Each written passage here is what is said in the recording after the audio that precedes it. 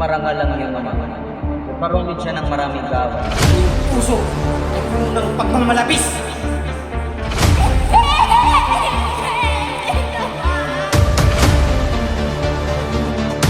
Gusto mo!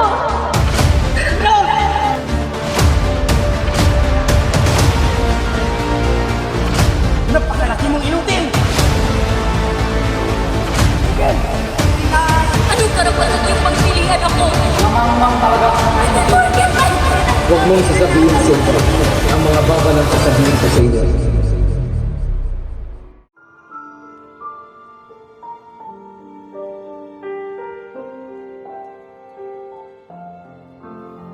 Mahal kong Maria Clara.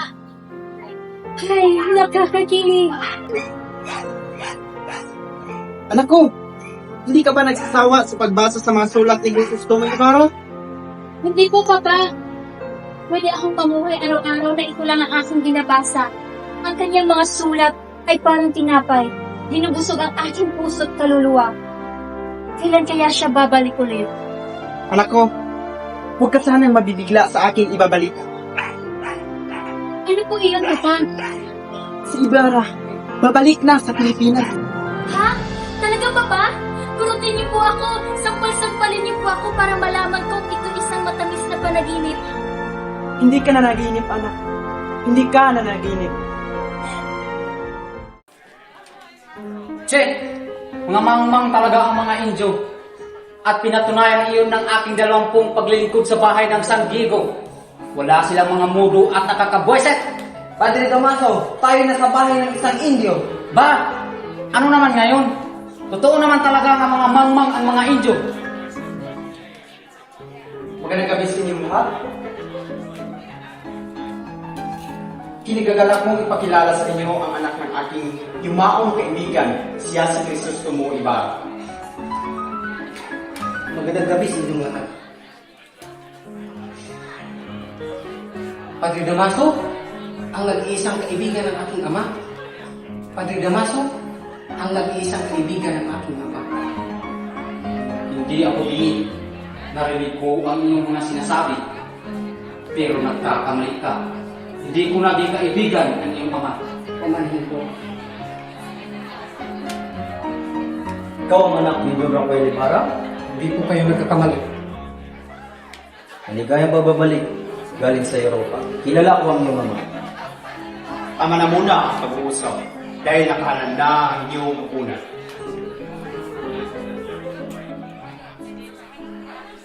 Ano naman ito si Kapitan Tiago? Hindi naman ako pinakilala sa mga babae.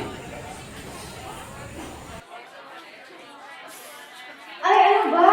Ganun ba ang tamang trato ng isang mistisa? Bulag ka ba? Hindi ako bulag.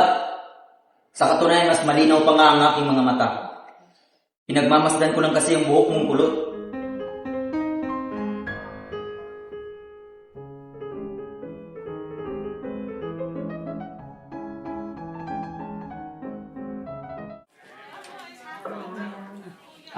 Padre Damaso, sige, dito ka na maupo. Hindi! Ituloy mo na yung plano umupo sa silya niya.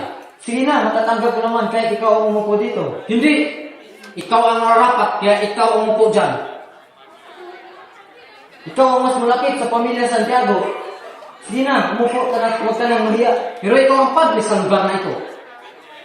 Ay, umalis ka na nga. Ako na lang ang umupo dito. Che? Padre Damaso, dito ka na lang umupo. Mas mabuti.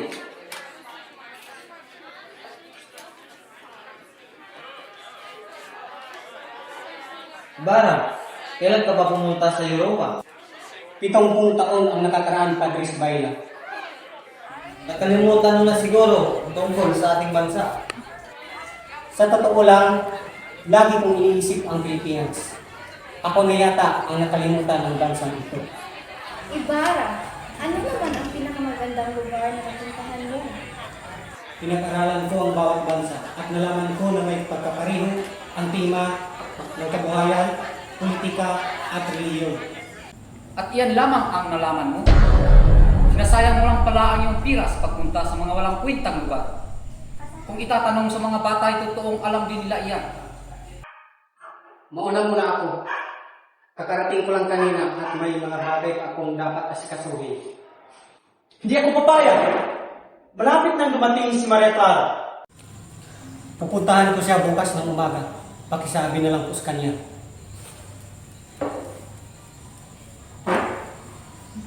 Nakita niyo ba iyon? Nakita niyo? Ganyan kabastusan ang mapag-aaralan niyo kapag pumunta kayo sa Europa. Kapag hawak ko lang ang gobyerno, siguradong ipababawal ko ang pagpunta doon. Check!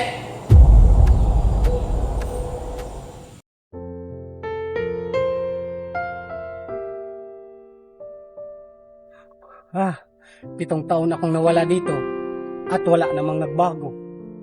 Nakakalungkot.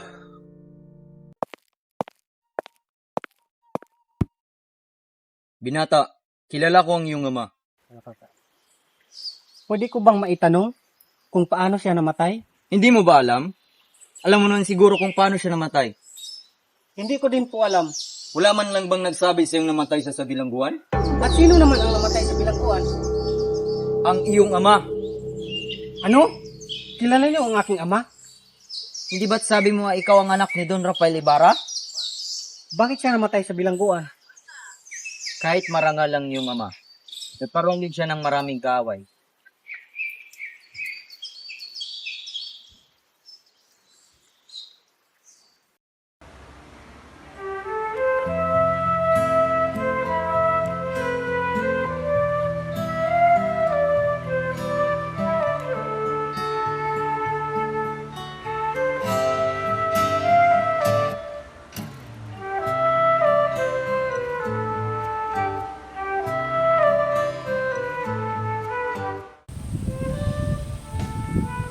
Maria?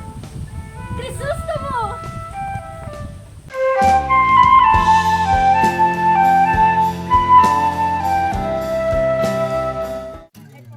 Crisostomo, o aking pinakamamahal na Crisostomo. Sa dinarami-raming mga babae na nakilala mo sa iba't ibang bansa, hindi mo ba ako nakalimutan? Makakalimutan ba kita, mahal ko? Wala akong kapangyarihan na ikay hindi isipin. Lagi din kitang iniisip. Kahit pilit kong alisin ka sa aking isip ay hindi ko magagawa. Pasensya ka na, mahal ko. Dahil sa iyo, nakalimutan ko ang aking tungkol. Kailangan pupuntahan ang puntod ng aking ama. Ganun ba? Ilagay mo ito sa puntod ng iyong ama. Mag-ingat ka, Crisostomo.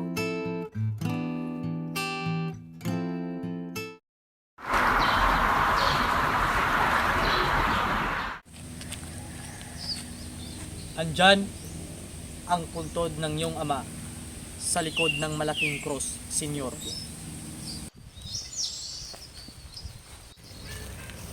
Teka lang, Senyor. Naalala ko dito iyon, pero parang masira na ang lupa. Senyor, magtanim tayo sa taong iyon.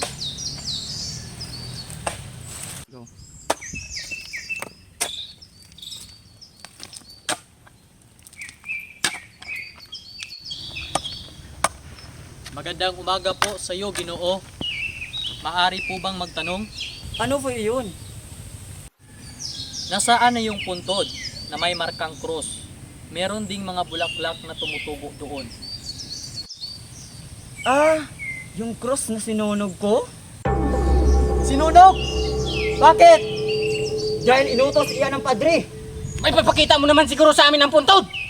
Wala na doon ang bangkay. Ano? Tanga ka ba? Wala pang isang taong nakalipas. Simula ng ilibing iyon. Inutusan lang ako ng padre. Sabi niya ay dalhin ko daw sa simenteryo ng mga inchi. Inutil! Ginawa mo yon? Huwag kayong magalit, senyor. Hindi ko po siya inilibing sa simenteryo ng mga inchik. Buti naman at hindi mo yon ginawa. Umulan kasi noon. Kaya tinapon ko na lang siya sa ilog. Ginawa mo yon! Napakalaki mong inutil! Litsi!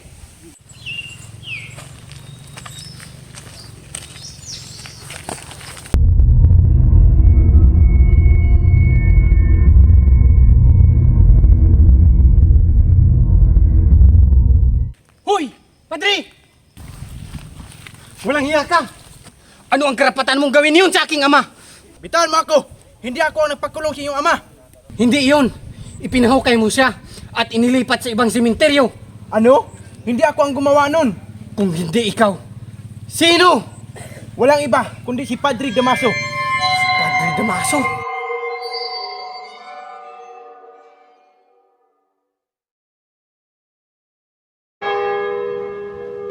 Crispin, bakit ka umiiyak? Kuya, natatakot ako. Sabi ni Padre Salvi, nawawala raw ang 2 unsa. Baka ipakulong niya ako. Huwag kang matakot. Wala kang kinuha. Alam kong hindi ka magnanakaw at ako ang sasabot sa kanila. Pero kuya, paano kung hindi nila ako paniniwalaan? Anong gagawin natin? Paano na si inay? Sasama tayo kay Inay pagkatapos nito. Uuwi tayo at hindi na tayo babalik dito. Hindi ko na hayaang masasaktan kanila. Pero kuya, baka di na ako makauwi. Natatakot ako kay Padre Salvi. Huwag kang mag-alala. Walang mangyayari sa atin basta't magkasama tayo. Silyo! Crispin! Halika rito! Halika, Crispin! Kuya! Kuya! Tulog ka na, bata!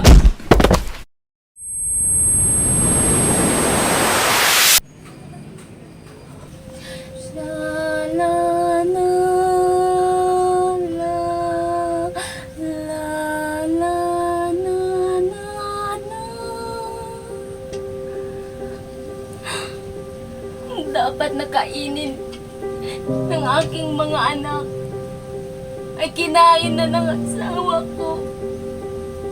Inubos lahat niya. Wala man siyang tinira. Anong gagawin ko? Gutom na si Basilio at Crispin. Inay! Inay! Inay, inay! Ang aking anak! Nasaan si Crispin? Anong nangyari sa iyo, anak? Nadapa ka ba?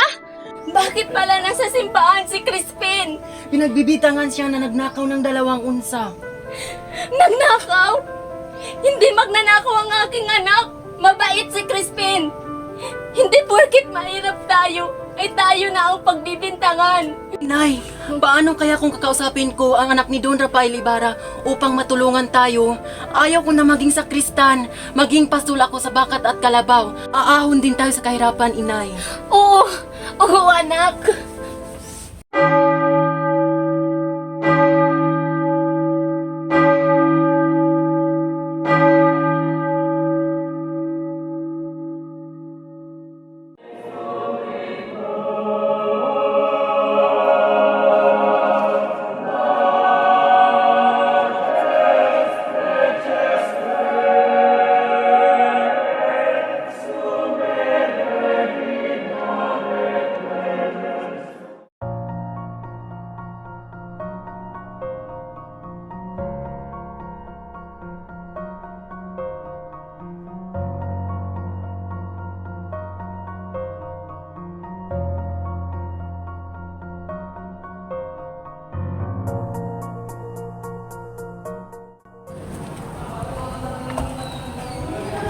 Saan ko pwedeng ilagay ito?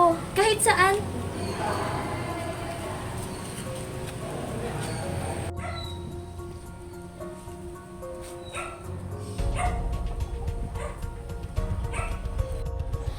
Nandito ba si Crispin? Or nakita niyo ba ang anak ko?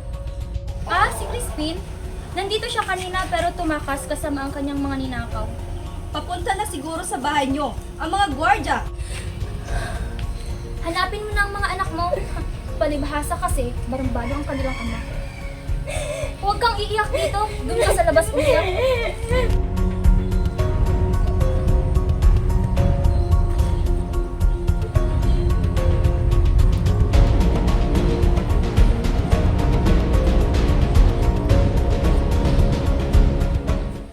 Sabihin mo ang totoo! At kung hindi ay itatali ka namin sa puno at babarilin ka namin! Ikaw ang ina ng mga magnanakaw! Ina ng magnanakaw? Nasaan ang perang ninakaw nila kagabi? Hindi lahat ng mahirap ay magnanakaw. Kahit na nagugutom ang aking mga anak. Hindi porket mahirap kami, ay magnanakaw na kami.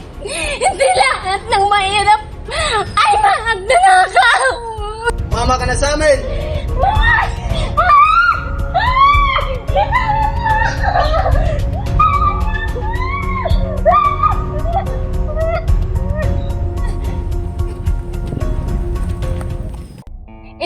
Ito yung damit ni Basilio. Ito yung damit ni Basilio.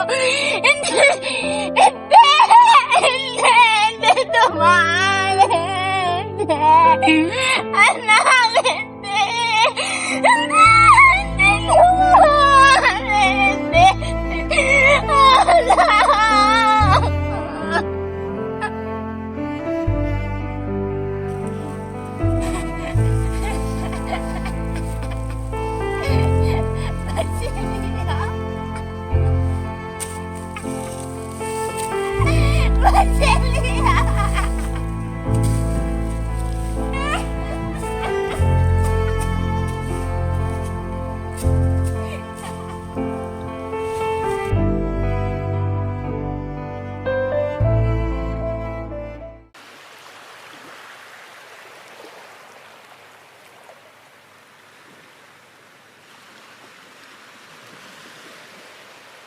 Mahal kong Crisostomo, masaya talaga ako.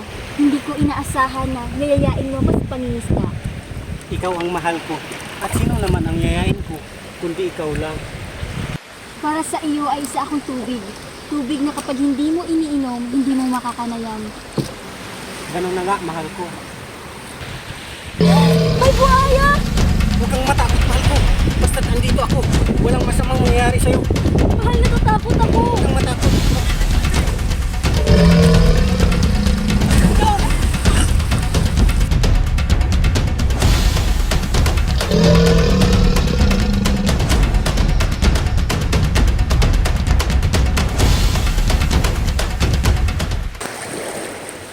Maraming salamat, Senyor Ibarra.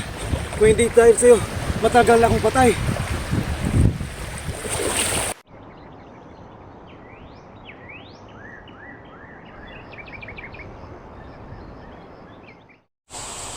Napakaganda naman ng bahay na ito.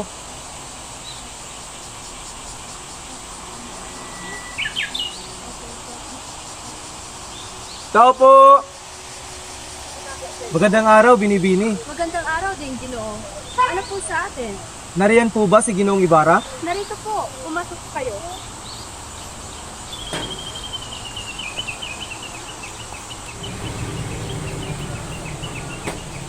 Senyor Ibarra, may bisita po kayo. Papasokin mo.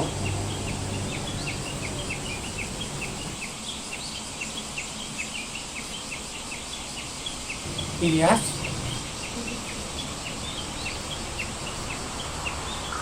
Niligtas mo ang buhay ko noon, kaya't iniligtas ko din ang siyo. Pero kalahati pa lang ang nabayaran kong utang, kaya't huwag mo muna akong pasalamatan. May ipapagawa ako sa iyo. Magsalita ka. Huwag mong sasabihin sa iba ang mga babalang sasabihin ko sa iyo.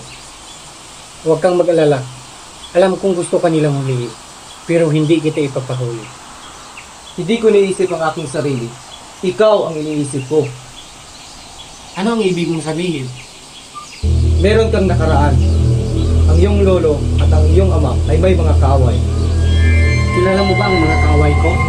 May kilala kong isa. Huwag mong kakalimutan ang mga sinasabi ko. Iligtas mo ang iyong sarili para sa kapakanan ng bansa. Kailan tayo ulit magkikita? Sa takdang panahon.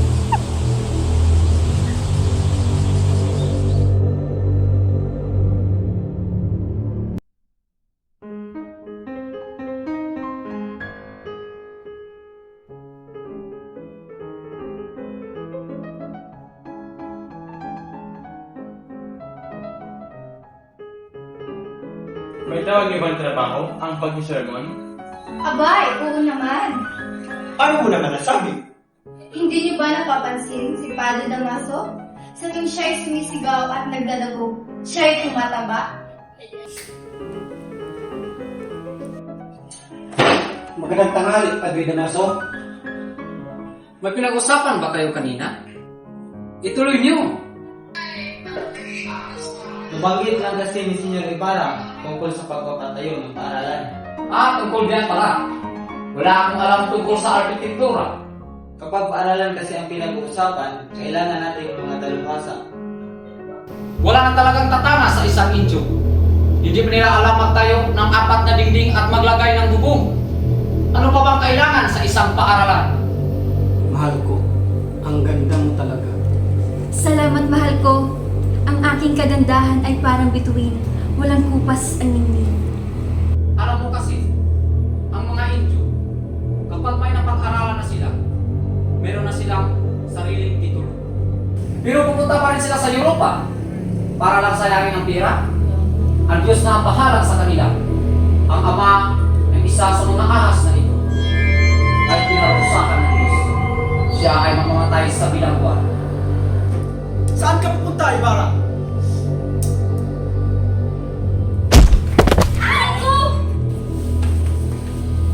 Senyor Ibarra! Nagsasabi lang ako ng totoo. Hindi mo lang nirespeto ang aking ama. Ang iyong bibig ay puno ng kabanalan, ngunit ang iyong puso ay puno ng pagmamalabis.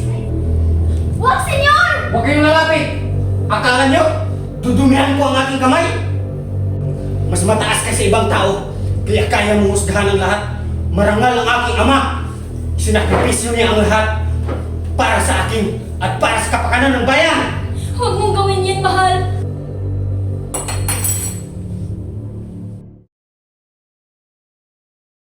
Para magkaroon na tayo ng kapayapaan, iuurong ko na ang kasal niyong dalawa ni Senyor Crisostomo Ibarra. Ama, huwag niyo po itong gawin sa akin. Mahal na mahal ko si Ibarra. Hindi na magbabago ang aking pasya. Pero huwag kang mag-alala, anak ko. Ikakasal ka pa rin. Ama!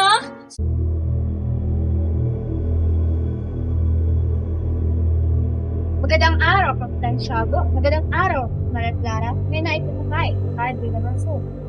Gusto ko pakasalan mo ang aking pinsan, pamangkin ni Don Tiburcio, si Alfonso Linares. Padre Damaso! Bakit? Nag-iinarti ka? Napakaswerte mo na dahil pumayag ang pamangkin kong pakasalan ka. Doña Victorina! Ikaw, huwag mong tatanggihan si Linares kung ayaw mo magkaroon ng gulo. Maria Clara! Iha! Siya ang gusto kong pakasalan mo. Tumahimik kayong lahat! Anong karapatan ninyong diktahan ng aking puso? Ang aking puso ay nilikha lang para kay Ibarra. Siya lang at wala ng iba! Sinisigawan mo ba kami? Oo! Dahil mga asal kayo, hindi niyo man lang pinahalagaan ang aking puso. Napakabastos mong babae ka! Iha! Pagkinig ka sa akin. Si Linares ang gusto kong pakasalan mo. Kapag hindi ka magpapakasal, magmamadre ka, ano ang pipiliin mo? Anong karapatan niyong pagpilian ako? Senyor, sa mga nangyayari na dito sa San Diego, itatago muna kita doon sa kaibigan ko sa Mandaluyong. Para mamuhay kasama ang mga estranghero? Para mamuhay kang payapa, may kaibigan ka sa Espanya. Ilyas, naghihirap ka dahil sa aking pamilya. Ilang bisis mo na rin niligtas ang buhay ko. Malaki na ang utang na loob ko sa iyo.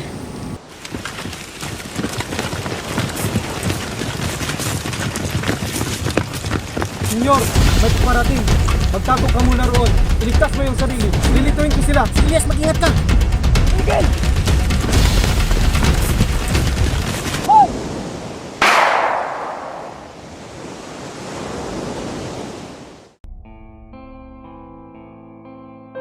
Iha!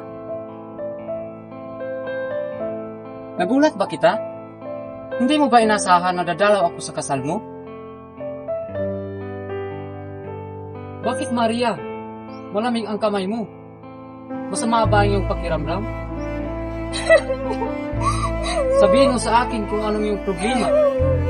Alam mo namang mahal kita. Hindi nga kita napagalitan. Hindi po, Papa. Mahal mo ba ako? Anak, Kung mahal mo ako, protektahan mo ang aking ama at pilitin mong iurong ang kasal namin ni Linares. Basta't buhay siya ay kaya kong magdusa. Pero ngayong pinatay na siya ay wala na akong dahilan para mamuhay pa. Noong buhay pa siya ay ipapakasal ako ni Linares. Pero ngayong patay na siya, magmamahal magmamadali na lang ako o magpapakamatay. Maria, patawarin mo ako sa mga kasalanan na gawa ko sa iyo. Pumayag ako magkasal ka sa ibang lalaki na hindi mo naman talaga mahal. Magmamadali na ako. Anak, hindi pwede.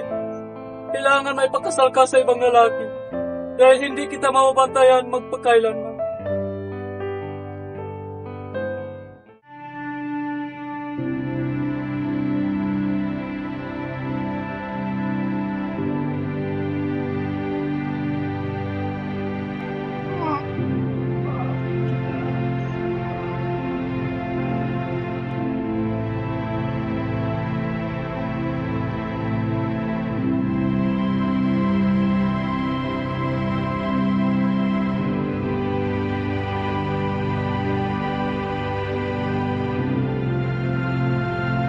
Inay, nasaan po kayo? Inay, inay, inay, nasaan po kayo? Inay, nasaan po kayo? Inay, inay, inay, inay ko, inay.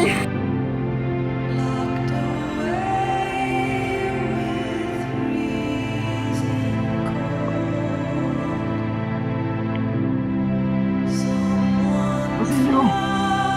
Tulong! Anong nangyari sa'yo, Senyor? Makinig ka, Basilio.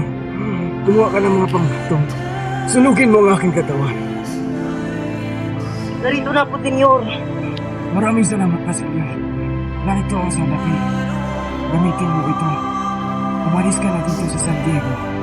Nung mamatay man akong, hindi mamamalas ang pagsikat ng araw sa aking bayan. Kayong makakakita sa pagbubukang liwayway, malugod ninyo siyang tanggapin at inyong gunitain ang mga nabuwal sa dilim ng gabi.